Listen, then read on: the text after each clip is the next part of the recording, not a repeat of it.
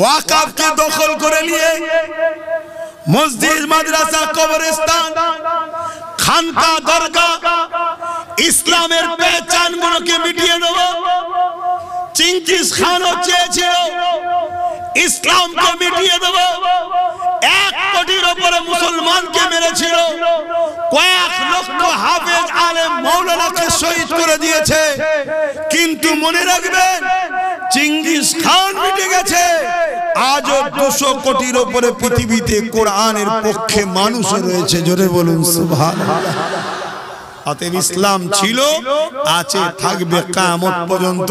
যেদিন আল্লাহ তুলে নেবে সেটা আল্লাহর ইখতিয়ার, কোন মায়ের লালের ক্ষমতা না ইসলামকে মিটাতে পারে।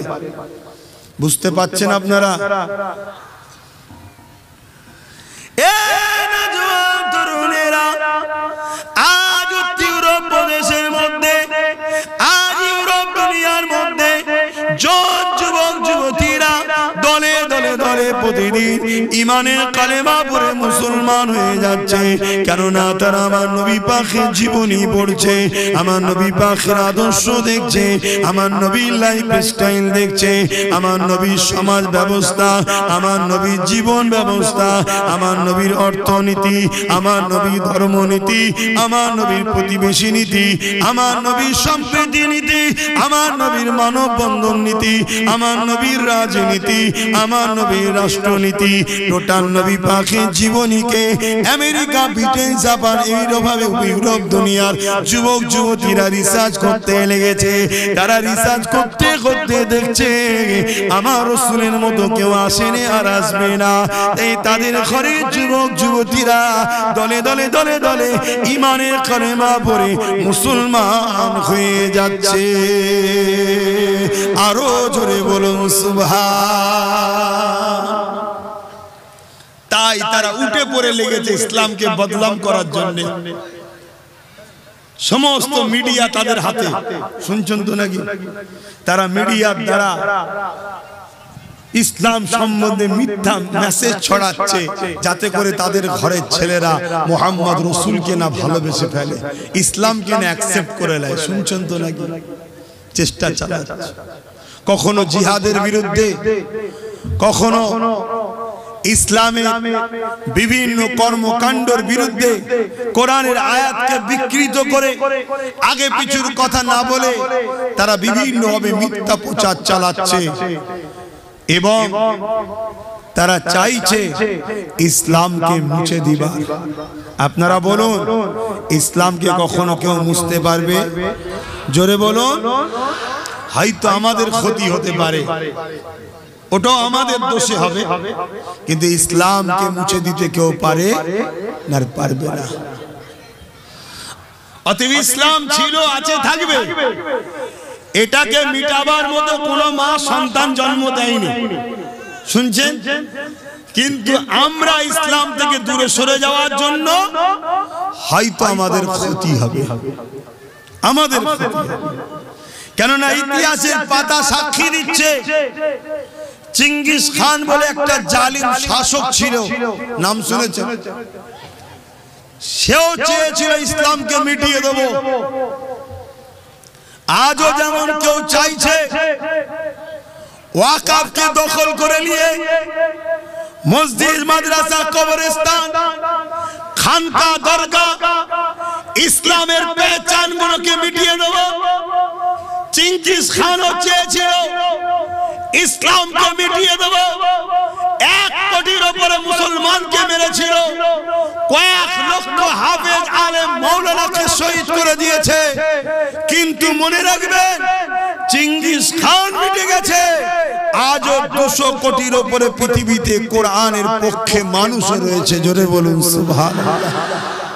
অতএব ইসলাম ছিল, আছে, থাকবে কিয়ামত পর্যন্ত। যেদিন আল্লাহ তুলে নেবে সেটা আল্লাহর ইখতিয়ার, কোন মায়ের লালের ক্ষমতা না ইসলামকে মিটাতে পারে। বুঝতে পাচ্ছেন আপনারা? খুব ভালো করে বুঝুন। চিঙ্গিস খানের মতো জালিম একদিন বেশ কিছু উলামাদের ঘরে ধরেছে, শুনছেন? উলামাদের ঘরে ধরেছে,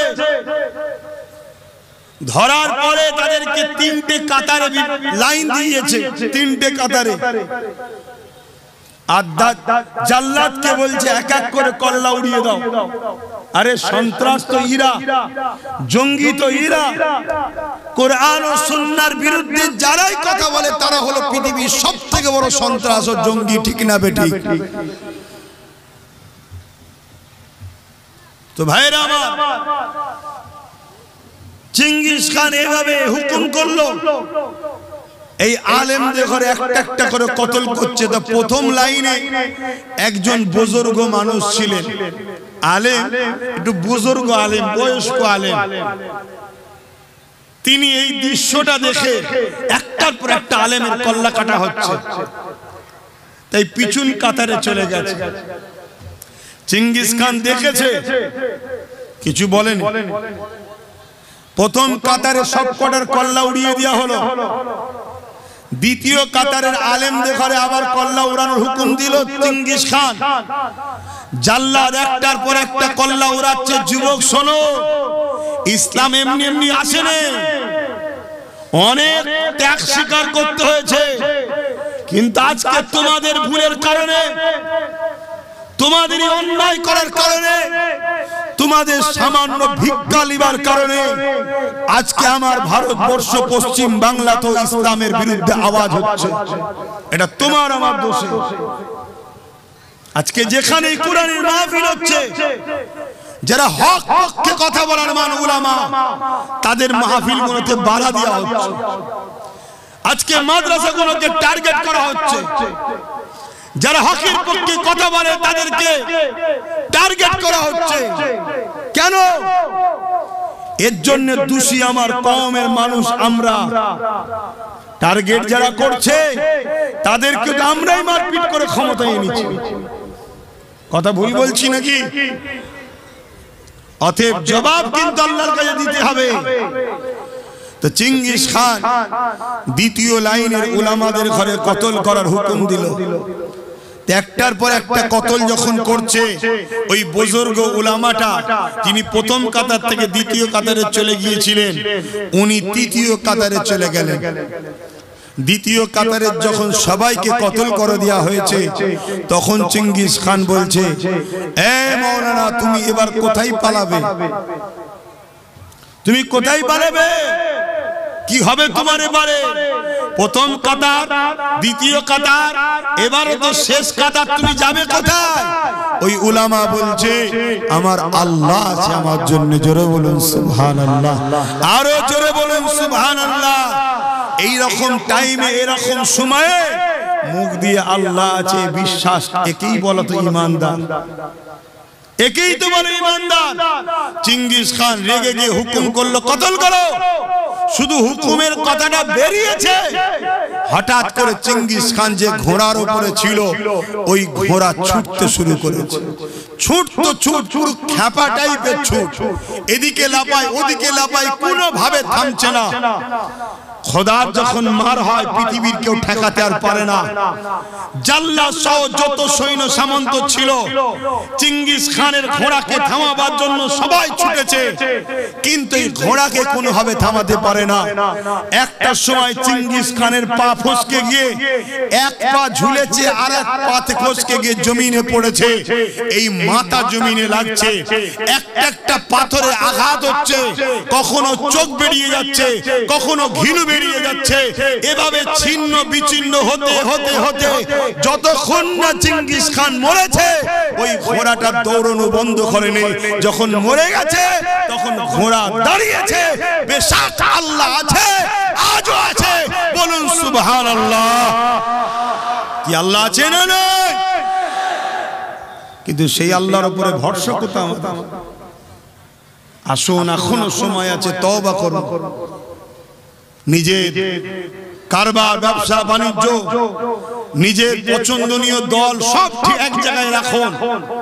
ততদিন পর্যন্ত লেনদেন থাকবে যতদিন পর্যন্ত তারা আমার ইসলামের বিরুদ্ধে কথা না বলবে। আর যখন ইসলামের বিরুদ্ধে কথা বলবে, সে যেই হোক, তার থেকে নিজেকে দূরে সরিয়ে রাখার নাম হলো ঈমান। জোরে বলুন সুবহানাল্লাহ।